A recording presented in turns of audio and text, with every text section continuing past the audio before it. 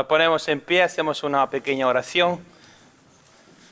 En el nombre del Padre, del Hijo y del Espíritu Santo.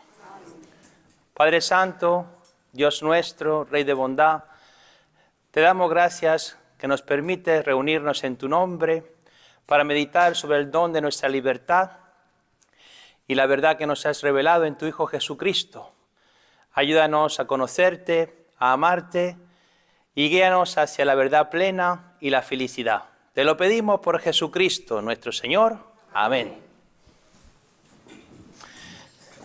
Bien, sean todos bienvenidos. Esto es una clase de formación.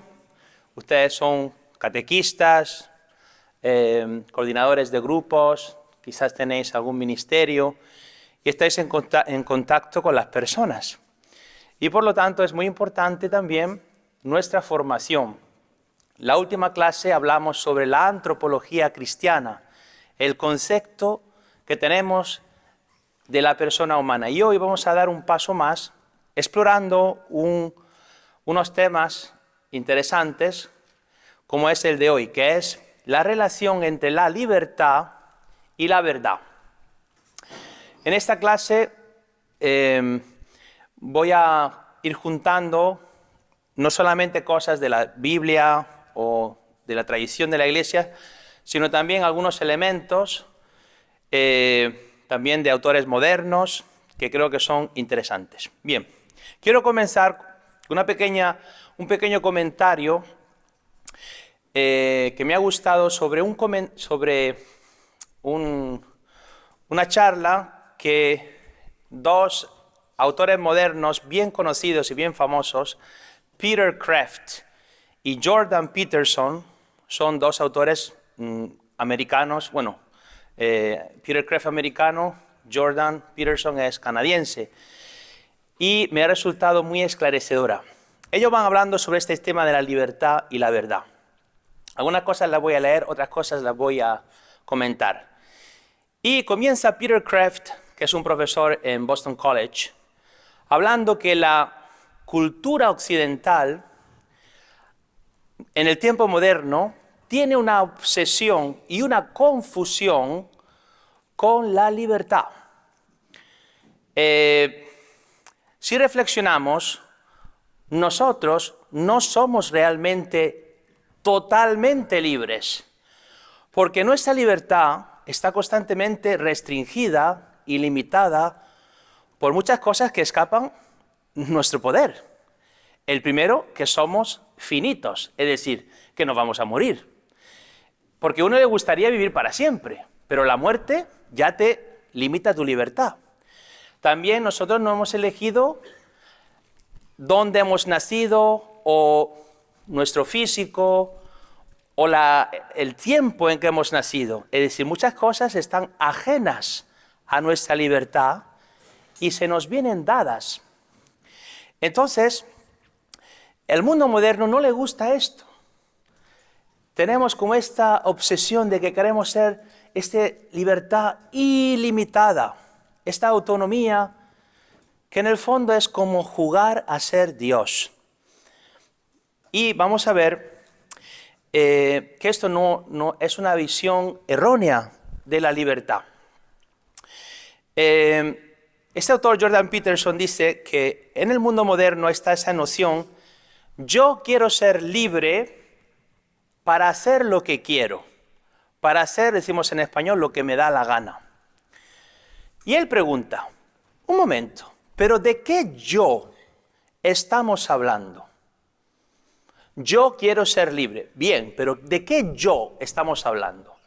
Estamos hablando del yo que es maduro, que en sus pensamientos y decisiones está pensando en la próxima semana, en el próximo mes, en el próximo año, en las consecuencias de sus acciones en los demás, en la comunidad.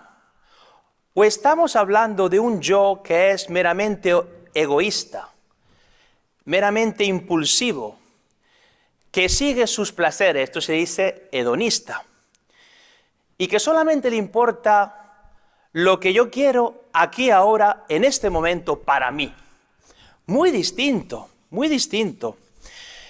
Y comenta este autor que él hace un juego con sus estudiantes. Y lo voy a hacer yo aquí hoy. Entonces, a ver, ¿quieres jugar conmigo? Sí. Ok. Tu turno.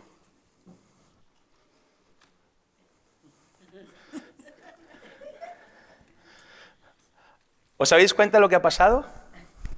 Se ha quedado la pobrecilla paralizada.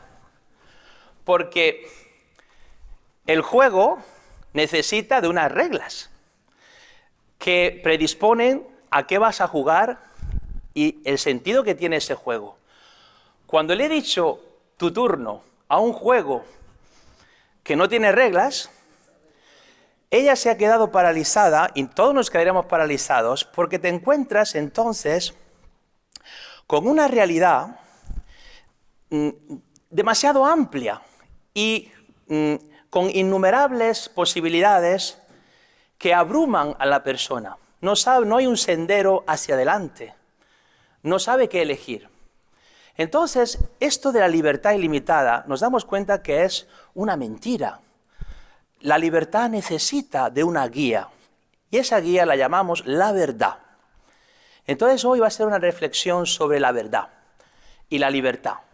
Cómo están juntas, cómo se complementan, cómo se ayudan.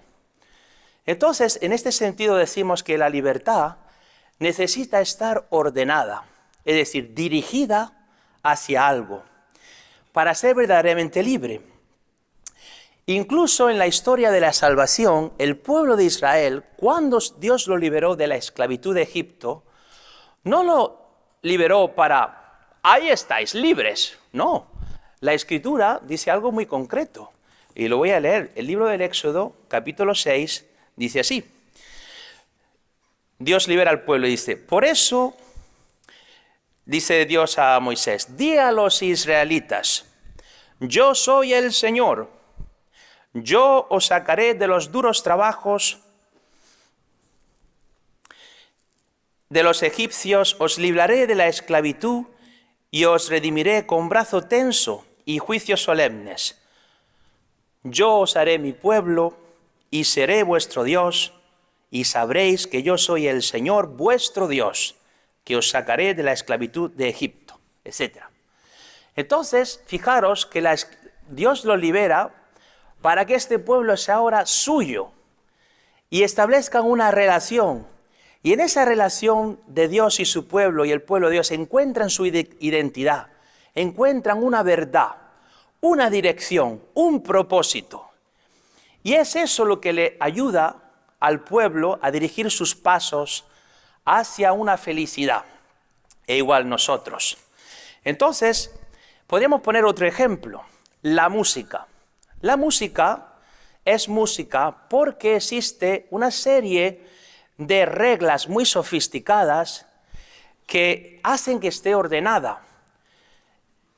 Estas reglas limitan, restringen, constringen a esos sonidos. Y esa es la diferencia entre ruido y música. Y si sigues esas reglas, que son las notas musicales, que es la armonía, que es el tiempo, ¿no? Todas esas reglas complejas de la música, dentro de esas reglas hay una infinidad grande de posibilidades. Todas las canciones que escuchamos siguen un poco esas reglas. El ritmo, la armonía, las notas que van concordando, la melodía, ¿verdad? Pero en el mundo moderno, y esto viene de la influencia, de la influencia de filósofos y pensadores, por ejemplo, como Rousseau, que era un pensador francés, que vienen a decir que cualquier restricción a la libertad es mala. Pues ya vamos a ver que no, que las reglas son necesarias, nos guían.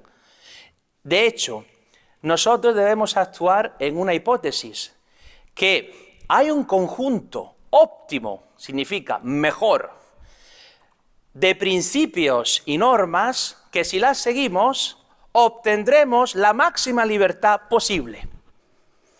Y eso es una mejor manera de encauzar este tema de la libertad y la verdad. Estoy de nuevo comentando cosas que estos dos autores en su conversación dicen. Y Peter Kreeft dice así: la libertad tiene un gran valor, porque necesitamos ser libres de todo aquello que nos impide seguir nuestros mejores impulsos, ayudar a los demás, ser personas desinteresadas en el servicio, nobles, etc. Pero esto de decir que no a algunos impulsos malos que uno siente, ¿no? El egoísmo o enojarse de forma así como si fuera uno un animal, uno se autocontrola para seguir los mejores impulsos. Esto presupone que hay una cosa mejor que hacer y una cosa peor. Es decir, presupone que hay un bien y un mal en el obrar, presupone que hay una verdad. Y aquí os voy a dar un ejemplo que viene de la filosofía antigua, y es el mito o la alegoría sobre la caverna de Platón. Platón, que en inglés se dice Plato, era un filósofo antiguo muy conocido. Vivió en el siglo V al IV antes de Cristo. Y esta alegoría de la caverna os la resumo. Él hablaba, es como un cuentecillo, ¿no?, de que los hombres estaban prisioneros en una cueva, en una caverna. Y como os podéis imaginar, estaba todo oscuro. No, estaban siempre en la oscuridad y en veían sombras, apariencias de cosas que se movían, no podían distinguirlas muy bien. Pero como siempre, estos hombres prisioneros en la caverna era lo único que habían experimentado, ellos pensaban que la realidad era esa. Como no conocían otra cosa, bien. Hasta que una vez uno fue capaz de escapar de la cueva y salir afuera y vio que existía el sol. Al principio, cuando vio el sol, se quedó deslumbrado, hasta le molestaba, ¿no? Pero poco a poco sus ojos se fueron acostumbrando a la luz del sol y vio los colores, las estrellas, la maravilla de la creación, y dijo: ¡wow! Yo no sabía que existían tantas cosas tan bonitas. Y entonces él vio que tenía la misión de volver a la caverna y decírselo a sus compañeros prisioneros, los cuales se rieron de él, porque no se lo creían. ¿Y esto cuál es la moral de esto? La moraleja. Es como un cuentecillo que viene a decir que el hombre tiene que ser conducido hasta la verdad, que es como la luz del sol, saliendo de la ignorancia, de esas sombras de la ignorancia, esa mezcolanza entre errores y medias verdades en la que vive, se podría decir también interiormente, ser llevado de paso a paso por otras personas. Platón diría el filósofo, el sabio, hasta la plenitud del conocimiento de la verdad. Es un ejemplo que estamos dando. Pero ¿qué pasa? Que la tragedia de este mundo es que niega que hay una verdad, es que niega que hay siguiendo este ejemplo del mito de la caverna, que hay un mundo fuera de la caverna. El mundo dice: no hay nada, no hay verdades, y se queda siempre dentro de la cueva, en confusión total. Entonces, y qué pena, porque entonces uno no ve los colores y la belleza de la luz. Bien, entonces, ahora vamos a ver un poquito de punto de vista psicológico, porque somos personas que podemos tomar algunos aspectos esclarecedores de la filosofía, de la psicología, obviamente también de nuestra fe. Pero hay verdades que se van esclareciendo y todo es importante siempre que nos ayude a hacer esta síntesis interior en consonancia con nuestra fe. La psicología nos habla, y esto viene de Freud, que obviamente Freud tuvo muchos fallos erróneos, pero una cosa de que Freud sí esclareció fue que hay un mundo interior complejo dentro de nosotros. Es como que dentro de nosotros está la mejor versión de ti y la peor versión de ti. Tienes este yo que puede hacer cosas buenas o este yo que puede hacer verdaderos disparates, hasta locuras, como te despistes, ¿no? Y sigas un poco esos impulsos así animales, ¿no? Este mundo complejo está por ahí. Y es verdad. Es decir, lo que se esclarece es que nuestra realidad interior está fragmentada. Esto es una consecuencia del pecado. Antes había una unidad de intención, de deseos, una compenetración de mente, corazón, intención, voluntad. Y ahora nos encontramos que dentro experimentamos un mundo fragmentado. Yo deseo cosas que no me convienen. Tengo inclinaciones que me son nocivas. Entonces, el cristianismo y nuestra fe, veremos después que tienen una misión de ayudarnos a este mundo fragmentado que es consecuencia del pecado, a redirigirlo, a encauzarlo. ¿Y hacia qué lo vamos a encauzar? Hacia aquellos valores trascendentales. Toda persona humana, en cualquier lugar del mundo, tiene un deseo por belleza, verdad y bondad ilimitada. Si tú vas y le preguntas a un chino, ¿tú quieres experimentar cosas malas? Te dirá, no. Y si vas y le preguntas a un indio, ¿y a ti te gusta que te digan mentiras? Te va a decir, no. Y no es cristiano, ¿no? Y si tú vas a un ateo y te dice, ¿a ti te gustan las cosas feas? Te va a decir, no, me gustan las cosas bonitas. Todos tenemos en el interior este deseo trascendental de encontrar lo bueno, lo verdadero, lo bello. Y no de una manera parcial, sino ilimitadamente. Por eso este deseo trascendental, que está fuera de nosotros, por eso nos atrae, porque si estuviera dentro ya lo tendríamos, no tendríamos que buscarlo, pero está fuera, ¿verdad? Entonces, siempre está esa atracción hacia algo que es mejor, ¿verdad? Y eso es un deseo que ha puesto Dios, es como una chispa en nuestra alma que refleja nuestra naturaleza espiritual. Bien, esto ha sido un poquito un repaso, un poco estilo moderno, de algunos aspectos sobre la libertad y la verdad. Vamos a ver ahora qué dice Jesucristo sobre este tema. En el Evangelio de San Juan, capítulo 8, tenemos un versículo famosísimo, Juan 8, 31, 32. Dice, lo leo, yo lo he copiado ya aquí en un papel, está en la Biblia. Decía pues Jesús a los judíos que habían creído en él, si os mantenéis en mi palabra, seréis verdaderamente mis discípulos y conoceréis la verdad y la verdad os hará libres. Mucha gente cita solamente la última parte, conoceréis la verdad y la verdad os hará libres. Pero es necesario leer lo que dice Jesucristo antes. Comienza Jesucristo diciendo, si os mantenéis en mi palabra. Esto es importante, porque ha habido una palabra que ha sido proclamada. Esta palabra es Jesucristo, que es la palabra hecha carne. Jesucristo que viene a nuestra vida de una forma espiritualizada, porque sabemos que el Señor está en el cielo, pero nos envía su Espíritu Santo, su misma forma de ser. En la predicación de la Iglesia no son meras palabras que escuchamos, sino que el Espíritu Santo las acompaña. De tal manera que el que recibe la palabra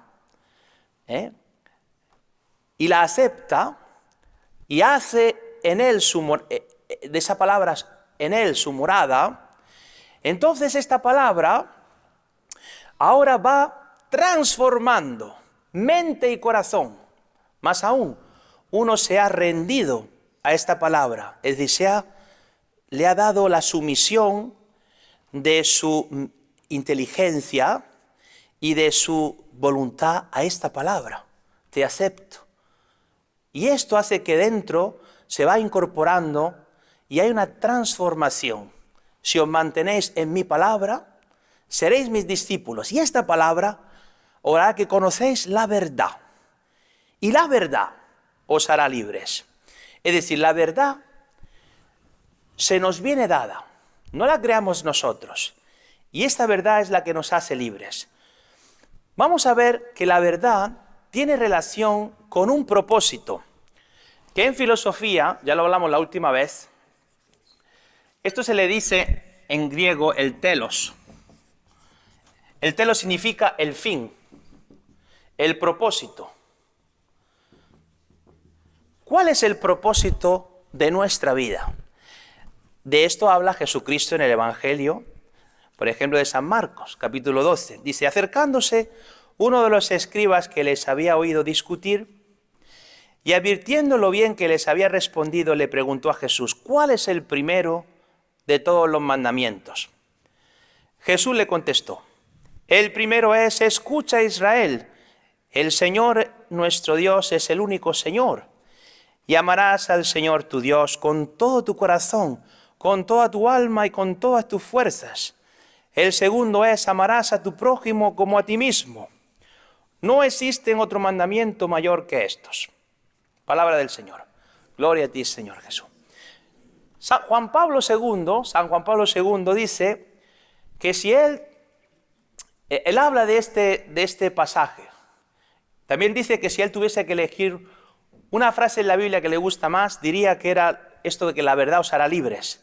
Pero enseguida habla de este pasaje y dice que todo hombre tiene una aspiración en su interior. Es una aspiración de toda acción humana. Y esa es la aspiración hacia el llamado de Dios, el bien absoluto que nos atrae hacia sí. ¿Qué tengo que hacer? ¿Cuál es el primero de los mandamientos en otro pasaje? ¿Qué tengo que hacer para llegar a la vida eterna? ¿Para ser feliz? ¿Verdad? Y entonces hay una respuesta de cuál es el camino para ser feliz, una verdad sobre nuestra existencia aquí para llegar a esa felicidad. ¿Y cuál es la verdad de la persona humana? Ahora vamos a leer un pasaje famosísimo del Concilio Vaticano II, que se encuentra en la Constitución de la Iglesia en el mundo moderno, Gaudium et Spes, número 22, que significa la alegría y la esperanza, pero en latín. Gaudium et Spes. Bueno, lo importante es el contenido.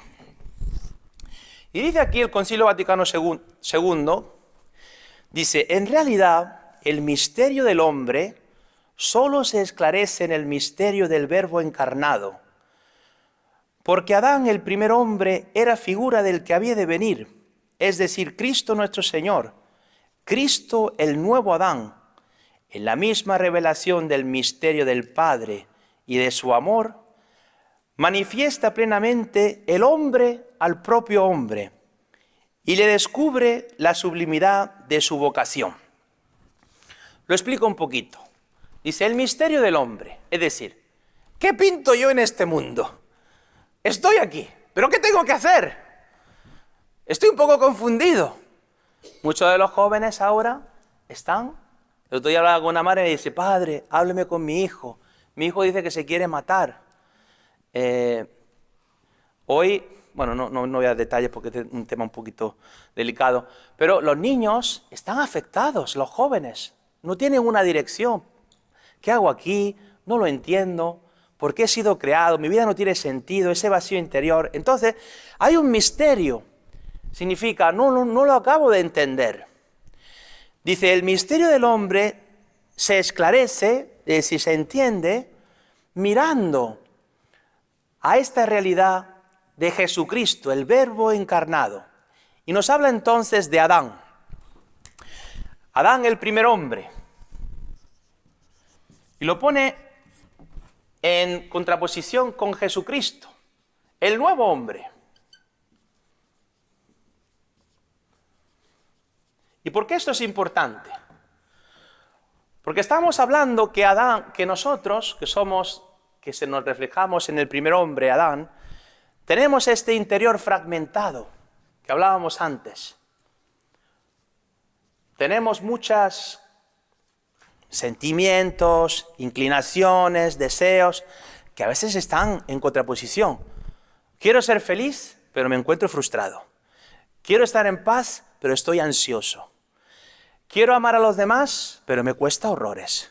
Esa tensión interior, esa fragmentación, es Adán, somos todos nosotros.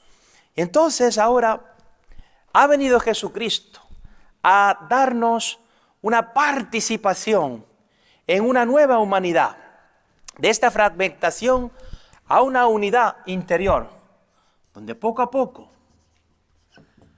por la acción de la gracia de Dios, en la mente y en la voluntad, se va encauzando todo hacia lo bueno, lo perfecto, lo que conviene, lo que realmente va a complementar y me va a dar plenitud. Hay una curación, ¿verdad? Aquí había un sentido de ignorancia. No llegaba a entender cuál era mi propósito. No entendía mi misión en la vida. ¿Es mi misión trabajar, hacer dinero, descansar? Es decir, ¿es una misión intrahumana que significa solo en este mundo? ¿O es mi misión trascendental? Estoy de camino a la vida eterna, más allá de este mundo, ¿no? Jesucristo nos habla del Padre. Pasar al Padre, ir a la otra orilla. Muchas veces dice el Evangelio, Jesucristo pasó a la otra orilla. Obviamente significaba la orilla del lago. Pero simbólicamente, la vida de cada persona es pasar a la otra orilla. La otra orilla es la felicidad. La otra orilla son los demás. Porque aquí estoy yo y mi soledad. Pero allí están los demás. Y debo comenzar a andar hacia la otra orilla aprendiendo a amar. Montándome en la barca de los valores cristianos que me ayudan a realmente amar a los demás y no quedarme en mi isla solitaria. Entonces, aquí también nos encontramos débiles y somos falibles, nos equivocamos, caemos, pero Jesucristo nos va llevando hacia un conocimiento de la verdad y nos va fortaleciendo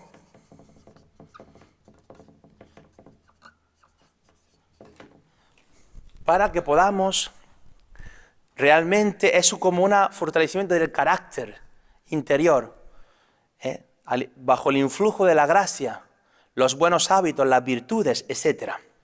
Entonces, de Adán, que somos todos, al Cristo. Y continúa diciendo, dice, y en la misma revelación del misterio del Padre y de su amor, es decir, ahora, ¿cuál es mi identidad? ¿Es mi identidad ser un buen trabajador? ¿Es mi identidad, como yo digo siempre en la homilía, vivir para mi ombligo, es decir, para maximizar mis placeres y mis comodidades? ¿O es mi identidad vivir como un hijo de Dios? Entonces, en el misterio del Padre, que se revela, que es mi Padre, por el bautismo, ahora, les dirá Jesucristo, sean perfectos como vuestro Padre Celestial es perfecto. Ahí encuentro mi verdad. ¿Para qué he sido creado? Para amar como Dios me está amando. Para hacer de mi ser un regalo para los demás. Esto es el propósito. Entonces, y dice aquí que manifiesta también el hombre al propio hombre. Es decir, ¿quién soy yo? Solamente lo sé mirando a Jesucristo. Jesucristo es el verdadero hombre, el hombre perfecto. Mirando a Jesucristo, que nos ha mostrado el amor total, ahí vemos qué significa ser persona, ¿verdad? Y esto es importantísimo. Y dice aquí la sublimidad de su vocación. De nuevo hablamos de esto. Hay un propósito trascendental. Vivimos para el cielo, para la eternidad, donde también nuestro cuerpo va a participar. No es una cosa que desprecia la materia. Justamente ayer alguien me mandó un mensaje, padre, tengo una pregunta un poco tonta, pero quiero hacérsela. ¿Los animales tienen almas? Específicamente los perros. Y yo le tuve que explicar que en filosofía se dice que todos los seres tienen alma. Es un alma, por ejemplo, las plantas tienen alma de planta, que es su principio organizador y aliento de vida, se podría decir. Los animales tienen alma de animales. Solo los humanos tenemos un alma racional e inmortal. Entonces, cuando los animales, por ejemplo, mueren, no subsisten más allá de la muerte. Pero la Escritura nos habla que al final de los tiempos habrá unos nuevos cielos y una nueva tierra, donde este mundo, creado por Dios y es bueno, va a ser renovado, transformado, glorificado. Y yo os pregunto, ¿y cómo serán los animales glorificados y transformados en este mundo? Yo lo quiero ver, porque ahí estarán los perros glorificados y transformados en ese nuevo cielo y esa nueva tierra. ¡Qué maravilla! Todo lo que ha hecho Dios estará ahí, pero renovado. De una manera increíble que no... Y dice también que la muerte será vencida. Entonces no sabemos exactamente cómo será, pero la creación entera va a ser transformada, ¿no? No solamente el espíritu, no, todo nuestro ser. Bien, vamos a dar un paso más. Sigue Jesucristo hablando también de este tema de la libertad. Obviamente no podemos hablar de todo, solo son pinceladas, como siempre os digo. Dice Jesucristo en el Evangelio de San Juan. Dice Juan capítulo 8, 33. Ellos, los fariseos, le respondieron: nosotros somos descendencia de Abraham. Hay una discusión entre Jesús y los fariseos. Dice, nosotros somos descendencia de Abraham y nunca hemos sido esclavos de nadie. ¿Cómo dices tú, os haréis libres? Jesús le respondió, en verdad os digo, que todo el que comete pecado es un esclavo, y el esclavo no se queda en casa para siempre. Si pues el Hijo os da la libertad, seréis realmente libres. Qué maravilla de pasaje. Es el Hijo el que nos da la libertad. Es Jesucristo, que es el nuevo Moisés. De la misma manera que en antaño hubo un Moisés, que Dios, viendo la aflicción de su pueblo esclavizado del faraón, viendo sus lágrimas, sus llantos, sus suspiros, sus aflicciones, sus oraciones, escuchándolas, envió un Moisés, un libertador, con signos y prodigios, a sacar a este pueblo esclavo hacia la libertad, para ser su pueblo ahora Jesucristo, nuestro nuevo Moisés. Viene y ha visto la aflicción de tu corazón y del mío, que estamos esclavos a nuestro egoísmo, que estamos esclavos a nuestra opinión. Todo el mundo piensa que tenemos las mejores ideas. Esto pasa mucho en el matrimonio. La mujer siempre piensa que tiene mejores ideas que el marido, pero obviamente el marido también piensa que tiene mejores ideas que la mujer. A ver quién gana. Aprovecho para decir una cosa que me ha encantado. Ustedes saben que en el libro del Génesis, es todo un paréntesis, dice que Dios creó, hizo dormir a Adán y de su costilla sacó a la mujer. Dice, y le dio una compañera. En inglés se dice helpmate. Pero en hebreo, ¿sabéis cuál es la traducción más literal? Dios le dio una adversaria beneficiosa. Es decir, literalmente dice el hebreo, una ayuda en contra de él. Dios le dio una ayuda en contra de él. Es decir, alguien que te lleva a la contraria, pero para ayudarte. Alguien que te dice, no, para que miren la cosa de otro lado. Y dice, no lo había pensado yo. Entonces no te quejes, es un regalo tu mujer. Es un adversario beneficiosa. Y en el fondo, toda la familia puede ser un adversario beneficioso. Si somos humildes, es que yo necesitaba a este insoportable para que rezase un poco más. Porque es que es muy importante la Escritura. Bien. Entonces, el Hijo nos da la libertad. Y nosotros somos... Dice, el Hijo nos da la libertad y nosotros, bueno, me voy a volver para acá. Me meto de nuevo en la cueva. ¡Hala! Estoy aquí muy tranquilo. mi rinconcillo, mis cositas, mi teléfono, las cosas mías, no me molestes. Somos expertos en volvernos a la esclavitud. Y Jesucristo siempre de vuelta. Dios es magnífico, nunca se cansa de nosotros. Si el Señor os hace libres, os haréis libres. Esto es interesante porque Jesucristo no es un moralista. ¿Sabes lo que es un moralista? Malo, tú eres malo y tú eres bueno. Malo y bueno. No. Jesucristo ve el interior de la persona. Ve que somos fragmentados. Ve que muchas veces actuamos siguiendo bienes aparentes. Siguiendo las baratijas. ¿Sabes qué son las baratijas? Es cuando quieres comprar oro y dices, ¡qué brilla, qué brilla! Y dice, oro. No, eso es hojalata pintada. Pero, no, parece oro, me lo voy a comprar. Y te engañan, pagaste ahí $1.000 y eso no era oro, ni plata, ni nada. Y nosotros, pues eso nos pasa. Buscamos bienes aparentes. Y el Señor lo sabe, por eso nos tiene paciencia. Por eso nos ve el Señor como esclavos o libres. Hubo una vez una visión que tuvo un monje de Egipto que había vivido años y años haciendo penitencia y tuvo una visión del demonio. Y vio al demonio como un hombre bien feo y bien así, lleno de arrugas, así, retorcido. Pero lo que más le impresionó es que llevaba un montón de artilugios. Llevaba ahí cadenas, cuerdas, ganchos, instrumentos rarísimos. Dice, ¿pero qué es esto? Dice, con esta cuerda los agarro a través de la lujuria. Me los llevo, vénganse conmigo.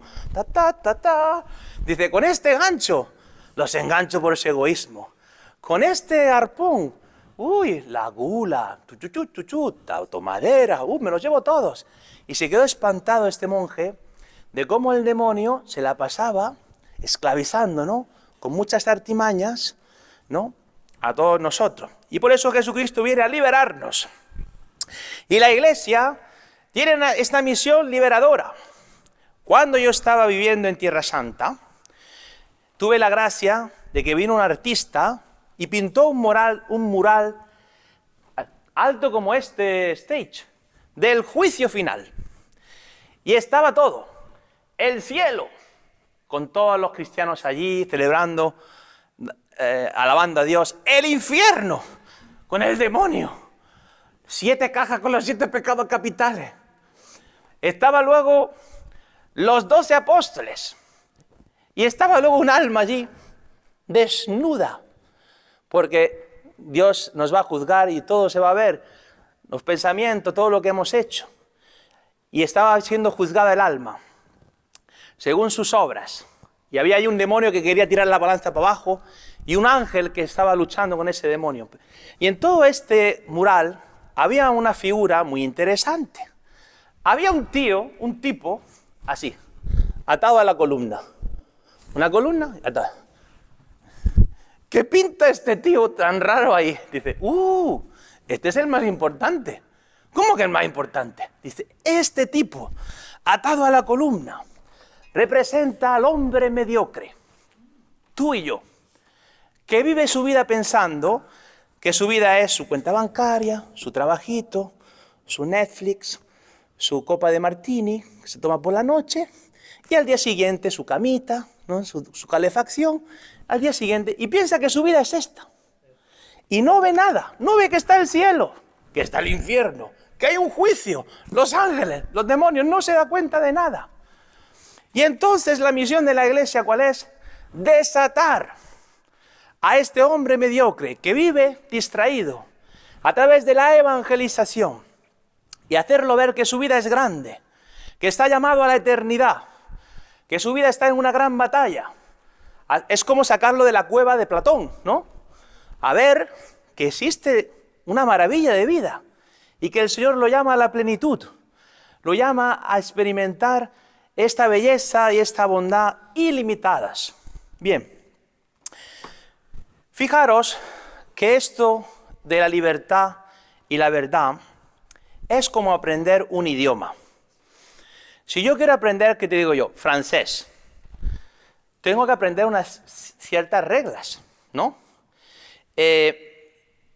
Y aprendiéndolas es lo que me da la capacidad de relacionarme y encontrar una plenitud en la comunicación. Pero imagínate que yo voy por la vida inventándome palabras que solamente yo entiendo. Y entonces yo vengo y te digo, estaba el otro día cansintaplitando. Y tú dices, ¿qué? Sí, cansintaplitando. Y entonces yo, como yo amo esa palabra, cansintaplitando, pues yo siempre la digo. Y entonces estoy haciendo una violencia. De tal forma que tú no te enteras de nada. Y tú te quedas triste, y tú te quedas frustrado, y tú necesitabas esta información mía, y ahora no puedes hacer nada porque yo no me he comunicado contigo. De la misma manera, Jesucristo ha venido para darnos la gramática del amor. Ahora entro en materia. Ser transformado, corazón, deseos, intenciones, nuestra voluntad, de tal forma que podamos hablar y comunicarnos en el lenguaje del amor. El lenguaje del amor son las buenas obras hechas para honrar a Dios. Y esto es lo importante, porque yo me puedo quedar en mi palabrita, que es mi egoísmo, que es lo que a mí me gusta, pero en el fondo estoy haciendo un daño a mí mismo y a los demás. Y por eso viene Jesucristo. Es un ejemplo, a enseñarme esta nueva gramática, a liberarme de mi inmadurez, de mis bienes aparentes, para que pueda hablar esta nueva gramática, el amor verdadero. Bien, quiero dar una pequeñita palabrita sobre una encíclica muy importante. Hoy no nos va a dar tiempo a hablar de todo esto, que se llama Veritatis Splendor, el esplendor de la verdad. A ver dónde la escribo.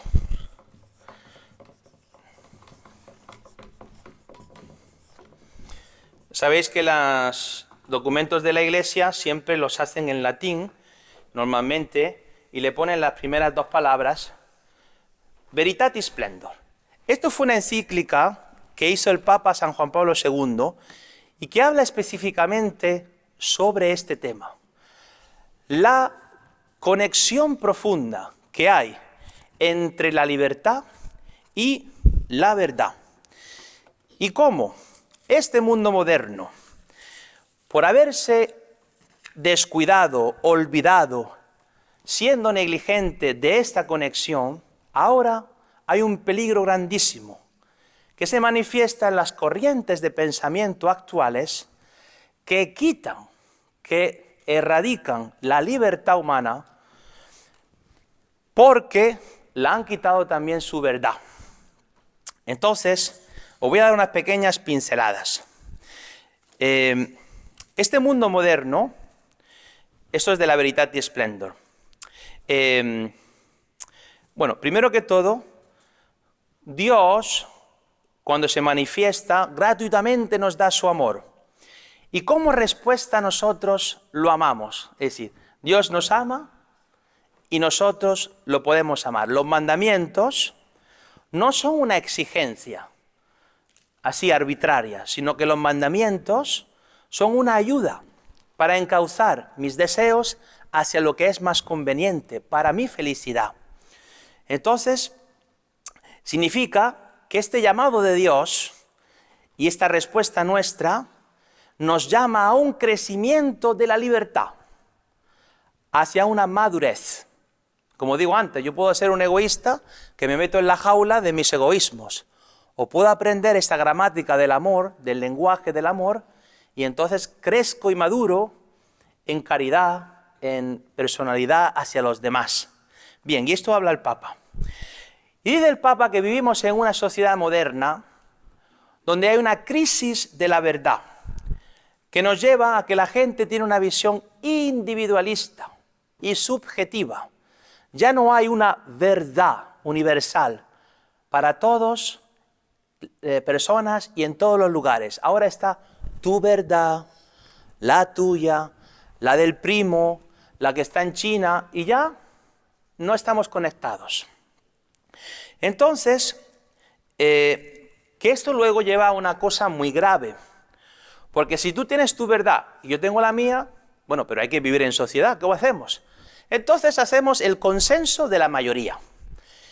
Pero si este consenso de la mayoría ya no tiene una referencia hacia lo bueno y lo malo que existe más allá de ti, entonces se convierte en la tiranía de la mayoría. Que yo puse el otro día este ejemplo. Imagínate que somos todos rusos y decimos, ¿qué debemos hacer con los ucranianos? Y nosotros, que por razón X estábamos malhumorados con los ucranianos, pues decimos, hemos decidido que no son personas, son como animales, los vamos a matar a todos. Consenso de la mayoría, tiranía de la mayoría. Y así pasa con las leyes del aborto, por ejemplo, o de la eutanasia. Se ha reunido una mayoría y ha dicho, vamos a decidir por... Pero, ¿la verdad? ¿La verdad sobre la persona humana? Es decir, vivimos... y esta es la tragedia. Y todos los regímenes totalitarios, esto ha pasado. Comunismo, marxismo, ahora es la ideología de género, tienen su verdad. Y entonces, si tú no aceptas esa verdad, por ejemplo, el nazismo, si tú no eras alemán, rubio, alto y tal, fuera. Porque ya no encajas en nuestro sistema de nuestra verdad, ¿no? Los judíos fuera, los matamos en la cámara de gas. Y ahora, con la ideología de género, si tú no estás de acuerdo, tú eres el intolerante. A ti te tenemos que meter en la cárcel. Porque tú eres un intransigente y eres un peligro para la sociedad. Porque no aceptaste mi pronombre. Que yo quiero ser hers. Que yo diría una vez, ¿cuáles son tus pronombres? Mis pronombres son handsome. Handsome and beautiful. Use these pronouns, always. Es ridículo. O mejor, mis pronombres son I. Háblame ahora que yo soy I. Pero si tú eres I, pues no, ahora yo soy I. Es un disparate. No, ya me entré en cosas que no eran. Bien. Bien. Entonces, hermanos, es verdad que el hombre tiene una justa autonomía. Es decir, el hombre tiene su propia autonomía. La libertad, por poner otro ejemplo, es como una corriente de agua. Ahora habéis visto en todas esas aguas torrenciales que ha habido en tantos sitios, que el agua necesita un cauce. Si no tiene un cauce, te destruye la casa, te destruye la vida entera, te destruye. Entonces la libertad es una corriente potente de agua, se podría decir. Pero la verdad es lo que te encauza tu libertad para que siga un cauce que es apropiado y bueno y sea guiado. Es como las reglas de la gramática del lenguaje, o las reglas de un juego. Si no tiene reglas, no hay juego, porque nadie sabe lo que tiene que jugar, ¿vale? Entonces, es verdad que hay una justa autonomía del hombre, y Dios no quiere esclavos ni robots, sino que nos llama, pero el hombre no crea su propia verdad. La verdad nos viene dada en nuestra naturaleza. El hombre sí que tiene una creatividad y una ingeniosidad propia de cada persona. Hay artistas, hay personas con diferentes talentos, una maravilla, ¿no? Y cada uno es libre y responsable de sus actos deliberados. Bien, aquí hay muchas cosas, no voy a entrar todas en ellas, solamente en algunas. Ha habido algunas tendencias equivocadas sobre la libertad en relación con la moral. Por ejemplo, ha habido tendencias que han dicho, bueno, lo importante es la opción fundamental. ¿Qué es esto de la opción fundamental? Dice, bueno, esas divisiones de pecado mortal, venía, no nos compliquemos la vida, dijeron algunos. Opción fundamental. Tú, como generalmente, tú estás decidido más o menos que vas hacia Dios, ¿no? Luego, si tú pecas, a lo mejor te acostaste con fulanita, no pasa nada. General, no. Y dijo el Papa, no. Uno muestra su carácter en las acciones concretas. Además, porque las acciones concretas revierten sobre ti. No es que tú haces cosas y ya.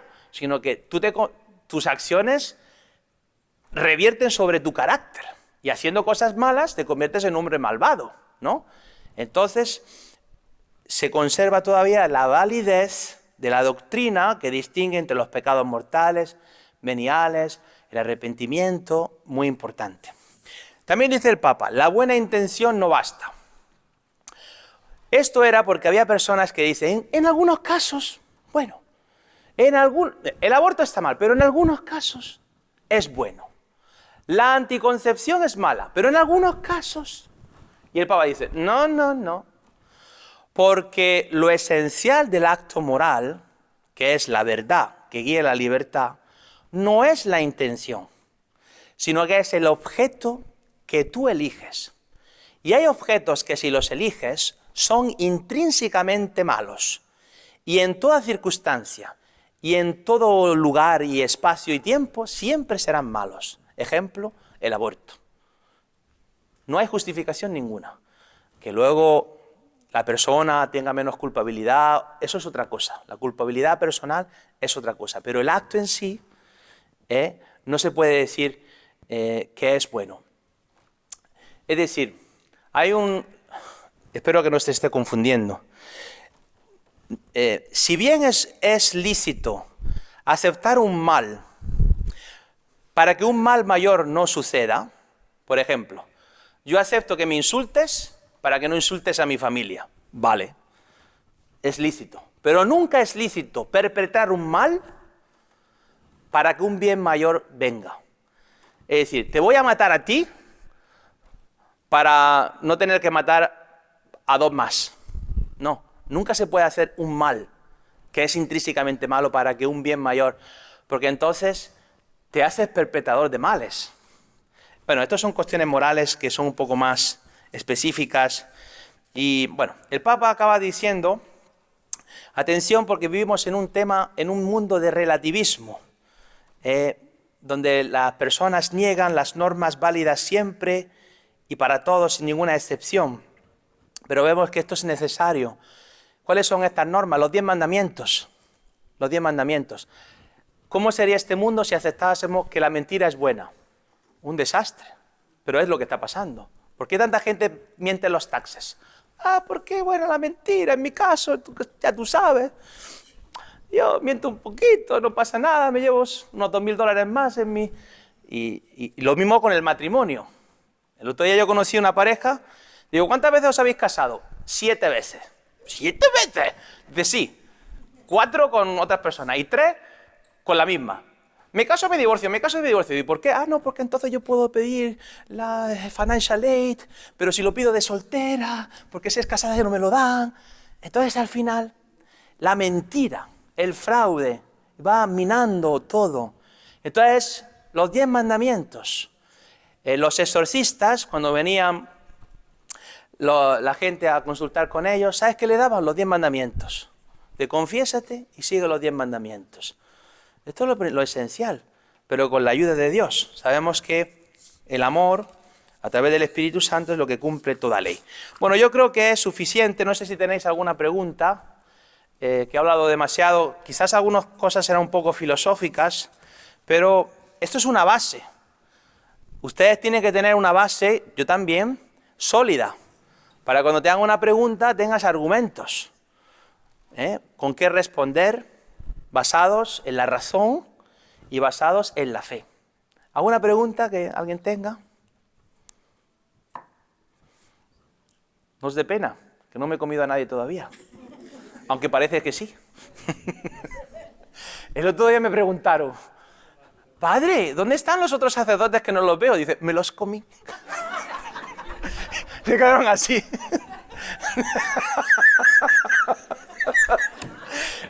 Lo más interesante es que parece que se lo creyeron. Bueno, ¿alguna pregunta más antes de que me pase de la raya? Toma. Sí, la pregunta mía es para salir a trabajar. Bueno, porque igual también te para esto. En las clases que tenemos, supuestamente yo entiendo eso.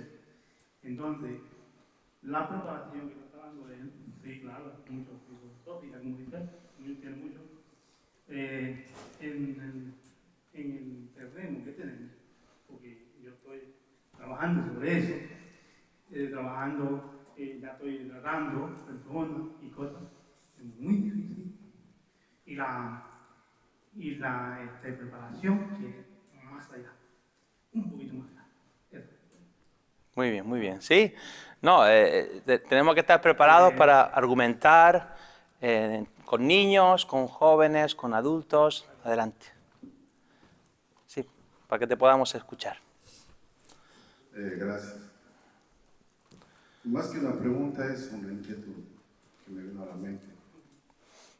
Cuando Caifás dice que es necesario que muera uno para salvar al resto, o sea que cae en lo que acaba de decir usted, ¿o no? Ya, pero en ese sentido es una salvación espiritual, ¿no verdad? Realmente Jesucristo nos ha salvado, pero del poder del mal, eventualmente del poder de la muerte al final de los tiempos. Es una salvación que se introduce aquí, en el primer hombre, ¿verdad?, que ha caído, ¿no?, y Cristo que viene a liberarnos, ¿verdad? Es una muerte redentora, ¿no? El justo por el inocente por los culpables, ¿no? Es ese intercambio, ¿no?, que el inocente por los culpables, el Salvador, Dios mismo encarnado por nosotros, que habíamos caído bajo el poder del demonio, los engaños del mundo. No es exactamente lo mismo, pero sí, veo un poco la similitud de la pregunta. Gracias. Y en Cristo, entonces nosotros tenemos la salvación inmerecida, Claro. justificada por Cristo, Salvador hacia nosotros. O Es sea, decir, la cruz. la salvación ya está disponible. Ahora bien, es si yo la quiero recibir o no. Es decir, Dios, dice un santo, Dios que te creó sin tu permiso, no te va a salvar sin tu permiso. Entonces, uno que solamente vive una vez, no se vive dos veces, esta es la grandeza, pero también el gran drama, que tenemos la libertad. Y entonces ahora, ¿qué hacemos con esta libertad? El tiempo es corto. Lo importante es convertirnos. Diría Jesucristo, conviértanse y crean en el Evangelio. Y entonces ahí es donde está esa transformación interior. Ahí es donde podemos dirigir nuestras acciones hacia lo bueno, lo agradable, dirá San Pablo, lo que conviene, la voluntad de Dios. No sé si he respondido un poquito la pregunta. Bueno, ¿qué más? ¿Alguna otra pregunta? Si no, acabamos. Adelante.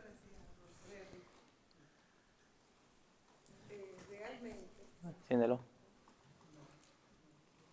1, 2, ok, ahora sí. Que realmente tengo un tiempo desde que, me he dedicado a escuchar el Evangelio y bueno, todo el mundo me quiere evangelizar porque me llegan como 20 al día y verdaderamente he sentido en mi ser y lo comparto mucho, es que si abrazamos el Evangelio seremos libres y llegaríamos al cielo, porque ahí es que está toda la respuesta que nosotros necesitamos para ser buenos cristianos. Ahí nos hablan de todo un poco y de todo lo que pasamos en nuestras vidas día tras día. Entonces yo pienso que la palabra es la que nos hace libres y cuando las abrazamos entendemos que no podemos hacer el mal, que debemos estar cerca de nuestro prójimo y eso es lo que, ese sentir que me ha llegado desde hace mucho es eso. Entonces tenemos que abrazar el Evangelio para ser libres. Muy bien, sí, cierto. Por eso seguimos también evangelizando, para llamar a las personas, a la comunidad, donde puedan escuchar la palabra que les pueda transformar y llevar al cielo. Sí, adelante por allá.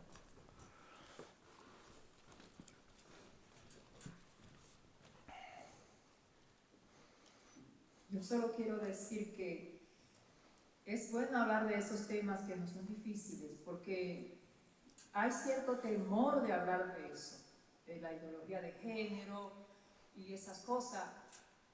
Yo creo que lo mejor es desarroparse, eso se desarrope y nosotros con toda la libertad, claro, yo sé, con la base bíblica, porque si vamos a hablar y a decir solamente ideas que me vienen a la mente y lo que yo pienso y mi opinión y eso, yo sé que ahí podríamos confundir mucho también.